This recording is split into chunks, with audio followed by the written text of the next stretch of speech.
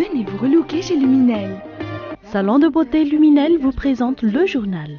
Luminel, osez être la plus belle.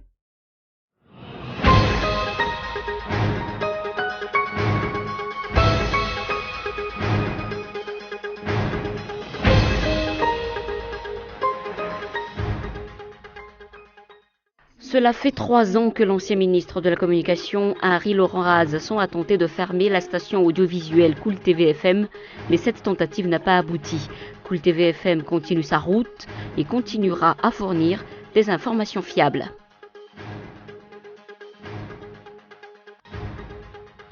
Leurs revendications n'ayant pas été satisfaites par le ministère de la Justice, les greffiers prévoient de refaire grève.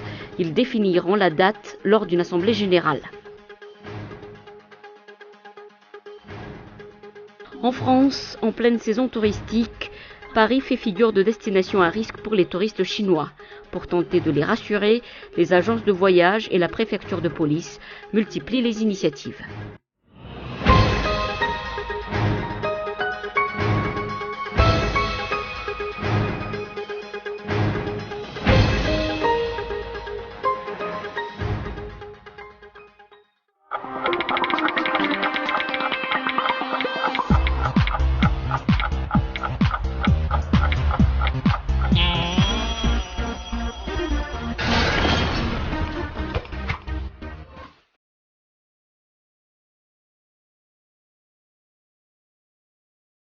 Venez vous relooker chez Luminel. Luminel, coiffure tendance, extension cheveux, coloration, lissage brésilien, maquillage, extension cils. Pédicure, manicure, onglerie. Luminel Béorir, vers escalier 1 4 foot. L'Avant Center, 4e étage, box 418. Luminel, osez être la plus belle.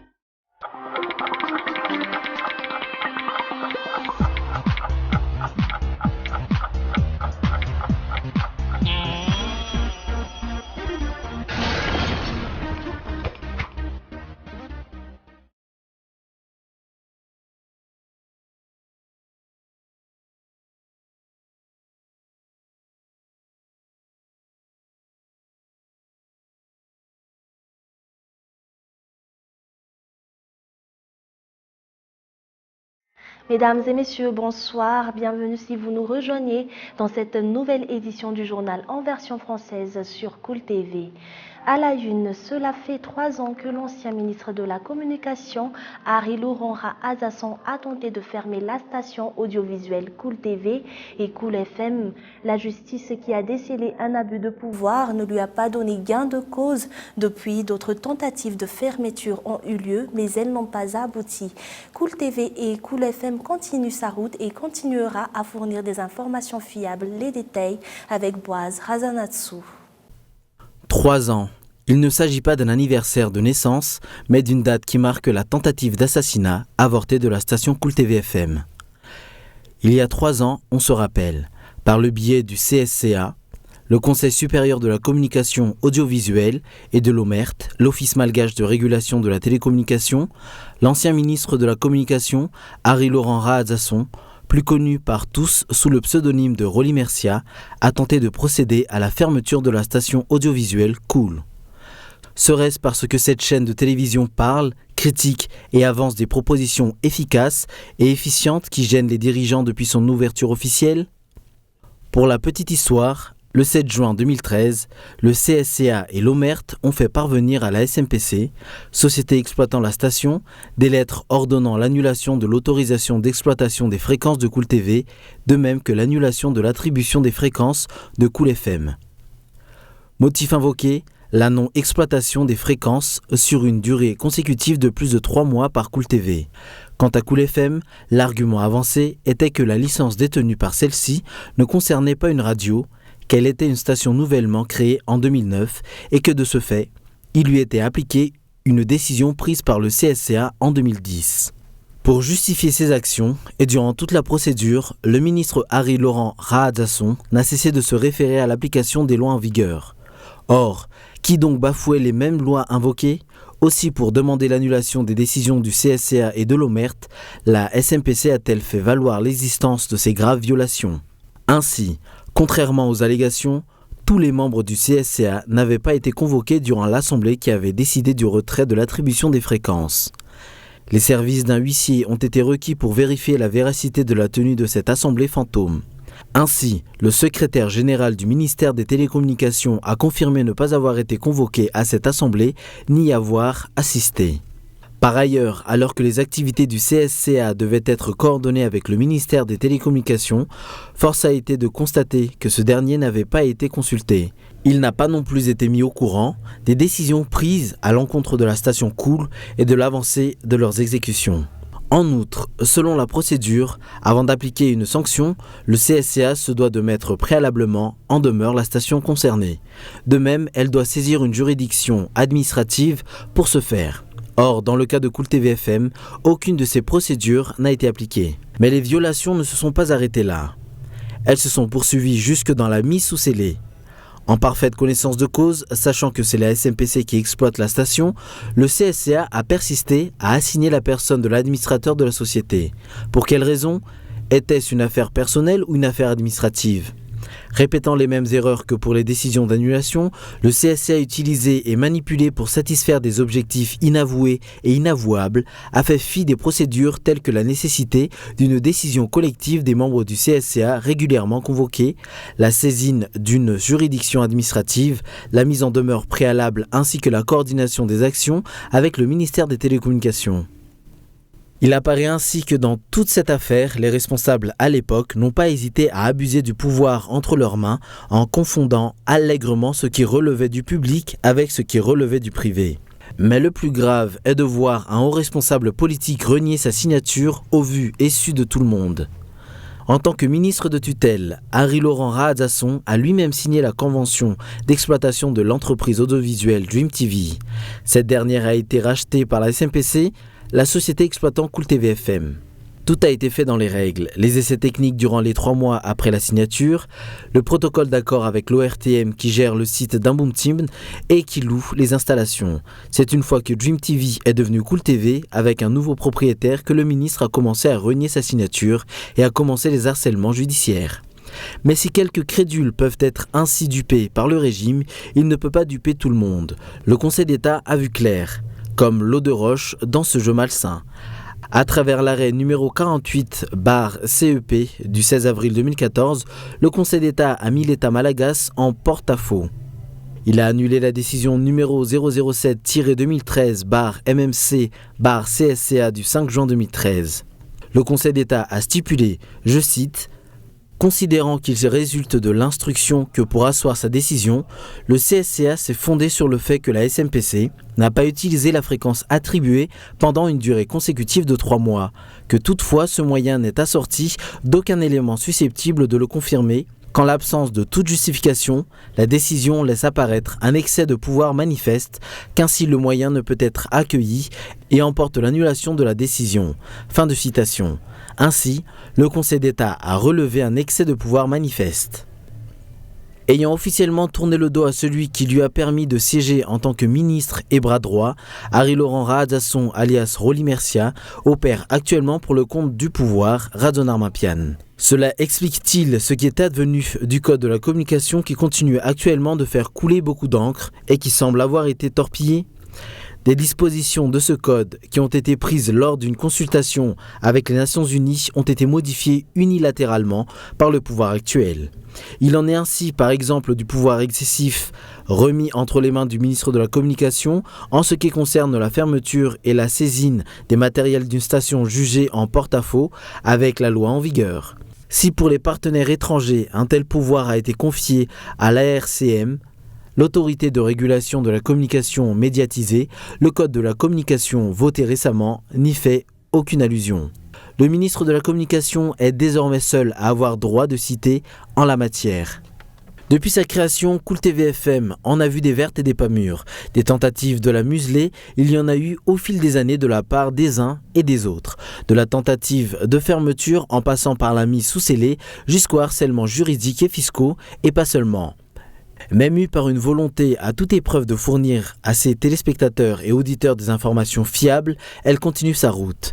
Un fait est certain, une station qui défend son indépendance gêne dans un contexte où existent des tentatives de remettre au goût du jour la pensée unique, dans un contexte où on voudrait que la presse crie haut et fort que tout le monde, il est beau, tout le monde, il est gentil. Si demain encore, des dirigeants s'amusent à tenter d'entraver le chemin de Koul TV FM et de nuire à la presse en général, qu'ils sachent que les dirigeants ne font que passer, alors que la presse est un monument qui résiste au vent et qui reste. Le syndicat des greffiers menace à nouveau de faire une grève générale et pour cause, le ministère de la Justice n'a pas répondu favorablement à ces revendications, même s'il a accordé un délai de 2 mois. L'ultimatum ayant expiré, les greffiers prévoient de durcir leur mouvement, suivant le reportage de Muramach. Les greffiers menacent de refaire la grève. Ils n'ont pas obtenu satisfaction concernant leurs revendications et ce malgré le délai de 2 mois qu'ils ont accordé à l'État. Un délai qui a expiré le 6 août dernier. La suite de leurs revendications sera connue dans quelques jours. Mais d'ores et déjà, ils annoncent que tous les greffiers répartis à travers l'île se joindront au mouvement. Des négociations ont eu lieu entre les représentants des greffiers et le ministère de tutelle, mais elles ont toutes été vaines. Les greffiers réclament entre autres diverses indemnités comme les indemnités de logement et les indemnités de retraite. Nous allons refaire la grève. Mais avant cela, nous allons d'abord organiser une assemblée générale durant laquelle nous définirons une date étant donné que l'ultimatum que nous avons lancé a expiré le 6 août dernier. Les greffiers dans tout Madagascar cesseront donc toutes leurs activités. Des négociations ont eu lieu entre les représentants des greffiers et le ministère de tutelle, mais elles ont toutes été vaines. L'ultimatum a expiré. Nous n'avons pas obtenu satisfaction, et ce, malgré les multiples négociations que nous avons menées avec le ministre de tutelle. Le versement que nous avons réclamé et qu'on nous a promis n'est toujours pas effectif. Les greffiers réclament entre autres diverses indemnités comme les indemnités de logement et les indemnités de retraite.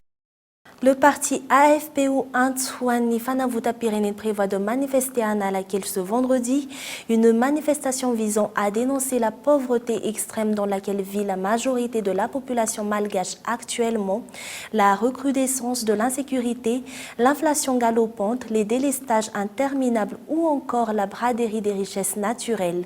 Il déplore que les tenants du pouvoir continuent de faire la sourde oreille et de s'accrocher au pouvoir malgré tous ces problèmes. D'après des citoyens interrogés par nos journalistes, la tenue de cette manifestation est logique étant donné la conjoncture dans le pays. Selon le juriste Willy Razafnzatouv, la population malgache n'a plus confiance aux tenants du pouvoir et elle est fatiguée de réclamer des solutions sans obtenir des réponses. Sur un autre sujet, aussi bien dans la capitale que dans les communes périphériques, les constructions illicites se comptent par centaines. Dans la commune de Bemasoanditos, par exemple, les responsables ont décelé cette année 103 constructions illicites. Ils remarquent par ailleurs que les plans de construction ne sont généralement pas respectés, suivant le reportage de Michael Ramarla. Les constructions illicites pullulent dans la commune de Bemasoandj. Une centaine de maisons construites sans permis de construire ont été recensées par les responsables qui dénoncent le non-respect des normes de construction. Après toute délivrance d'autorisation, nous effectuons un suivi des travaux de construction pour voir si le plan établi pour le demandeur a été bel et bien respecté. Généralement, ce n'est pas le cas. Jusqu'ici, nous avons recensé 103 maisons construites illicitement, c'est-à-dire sans autorisation. Notons que plusieurs conditions doivent être respectées pour toute construction. Le respect de l'alignement est par exemple obligatoire pour toute construction au bord de route. Les constructions ne devraient en outre être érigées sur des canaux d'évacuation. Il appartient aux techniciens des travaux publics et à la commune de définir l'alignement qu'il faut respecter, c'est-à-dire la distance de la construction par rapport à l'axe de la voie. Cette dernière varie en fonction des quartiers. Pour les routes nationales, elle devrait se situer aux alentours de 12,50 m. Le non-respect des normes de construction génère souvent des problèmes au sein de la communauté. Dans les bas quartiers de la capitale, les problèmes liés aux canaux d'évacuation d'eau bouchée sont récurrents, notamment pendant la saison des pluies. Sur le plan international, parmi les nombreux sportifs venus du monde entier pour les Jeux Olympiques ont un profil particulier. Ce sont des réfugiés qui ont fui la guerre, la terreur et la violence dans leur pays. D'origine congolaise, éthiopienne, syrienne ou encore soudanaise, ils deviennent aussi en quelque sorte les ambassadeurs des 60 millions de personnes jetées sur les routes dans le monde. Reportage avec France 24. 43 sportifs ont été repérés dans le monde et ce petit groupe en fait partie. Depuis un an, ils s'entraînent dans ce centre de la fondation kenyane Tegla Lorupé, parrainé par le Haut Commissariat aux réfugiés et le CIO. Mais tous n'iront pas à Rio. Dans la future équipe, il n'y a que 10 places. On ne sait pas encore qui ni combien ici participeront au JO. L'annonce est dans quelques jours. Gaston Kisan-Samoumou espère bien y courir le 1500 mètres. Je suis vraiment content parce que c'est un défi pour moi, pour tous les réfugiés et le monde entier.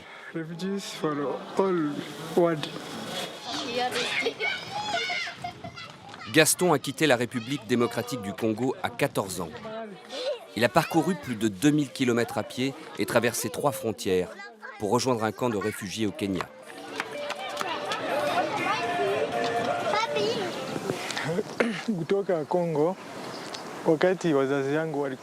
J'ai quitté le Congo lorsque mes parents ont été tués.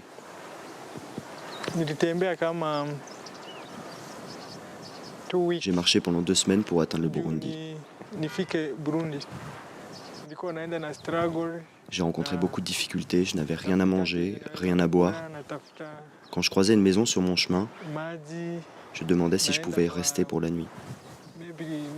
Et le lendemain, je reprenais ma route.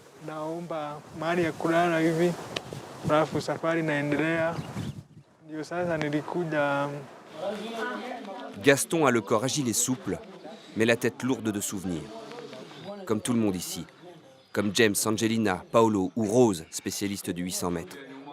Elle a fui la guerre civile au Soudan il y a 15 ans.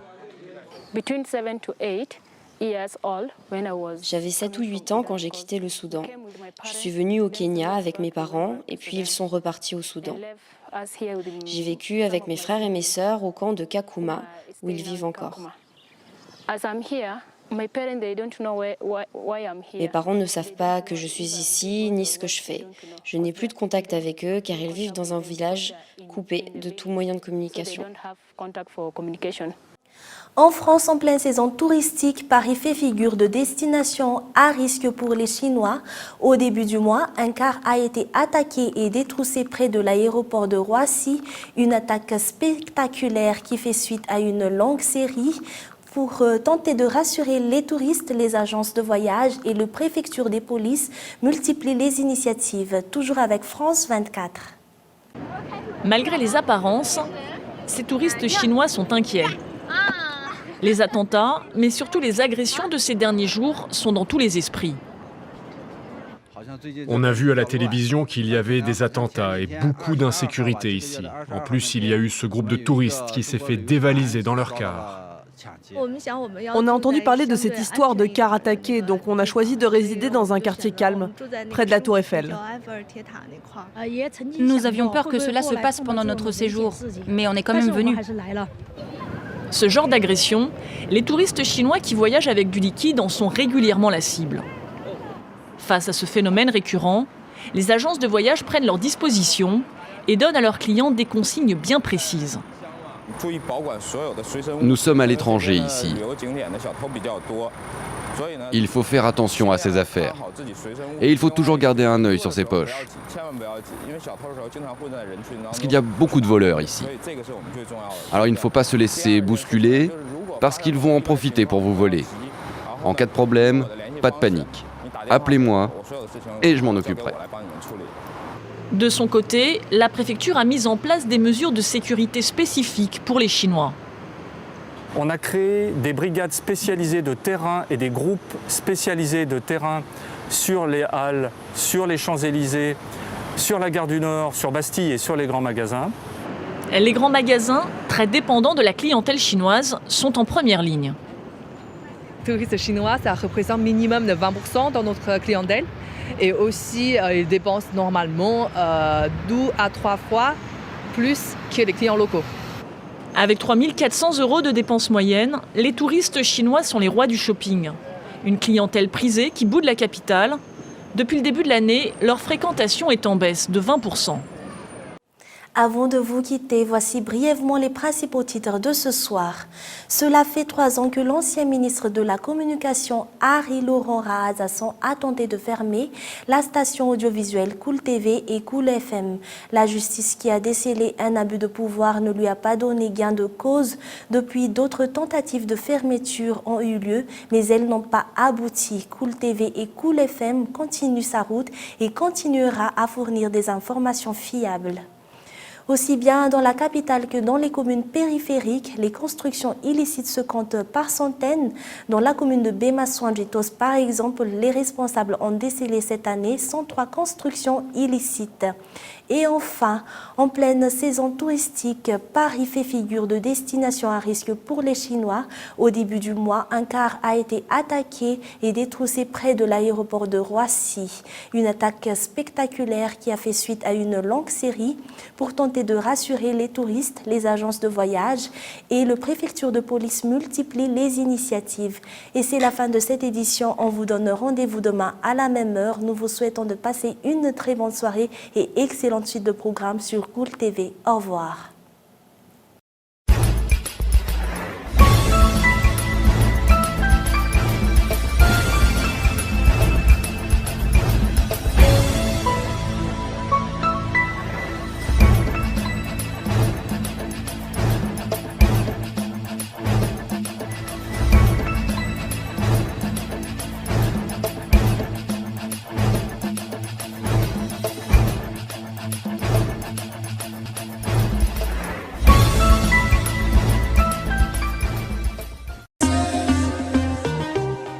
Venez vous relooker chez Luminel. Le journal vous a été présenté par Salon de beauté Luminel. Luminel, osez être la plus belle.